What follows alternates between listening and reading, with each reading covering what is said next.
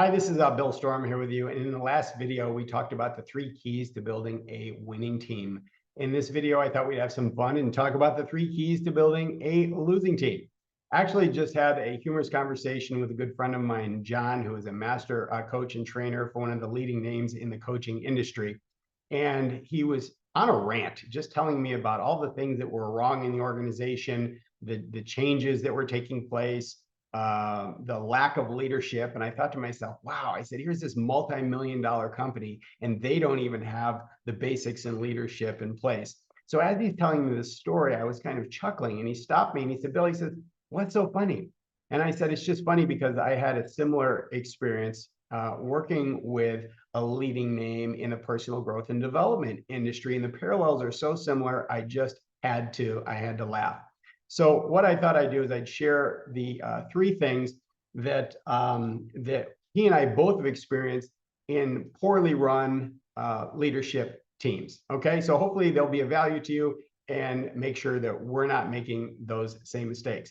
So in the first video where we talked about successful teams, right, building a winning team, I talked about my martial arts instructor who I admired so much. And his vision was that he saw himself as the CEO of a world-class organization serving his customer base through the martial arts. And he saw each one of his team members as members of his boardroom. So we were working alongside him. Now, in a losing team situation, what happens is you have a leader who gets a big head. They've probably been given that title as leader. And really what they are is more like a bean counter or micromanager.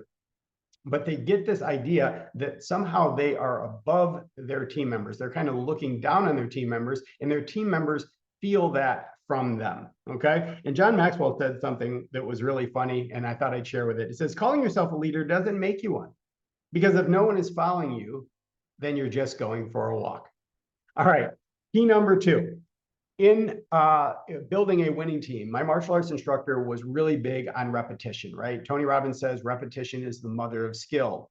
So he took that very seriously to make sure that we put in the reps every single week. Just like going to the gym to build muscle, you have to do it consistently every single week. So we would have our boardroom meetings every single week, twice a week. So throughout the year, if you had 50 weeks in a year, that is 100 reps that are happening. Well, what John and I both experienced were the same thing. The meetings weren't boardroom meetings. They were basically meetings where the leader, right, would tell us what the goal was, and then basically, basically get after everybody if the goals weren't being met, right, if the numbers weren't being there. So it was really just a scolding type of a session.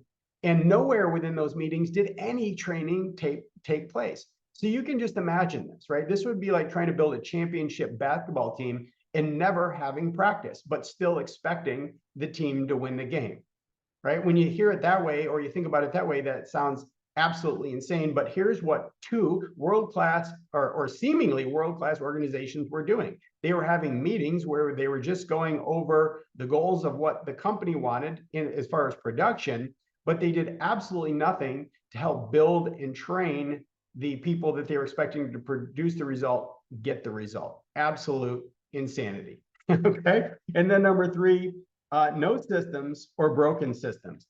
In the winning team, my martial arts instructor was amazing, right? He had a system in place that literally would take somebody from white belt, knowing absolutely nothing, to becoming a world-class level black belt. And each of us as team members understood the system so well because we actually were products of the product. We were once white belts. We went through all of the training process to acquire the physical and mental and mindset skills to eventually become team members to make it onto the boardroom and then take our business skills, what we learned on the mat, off the mat, into the business world. So there was a system and structure for doing that.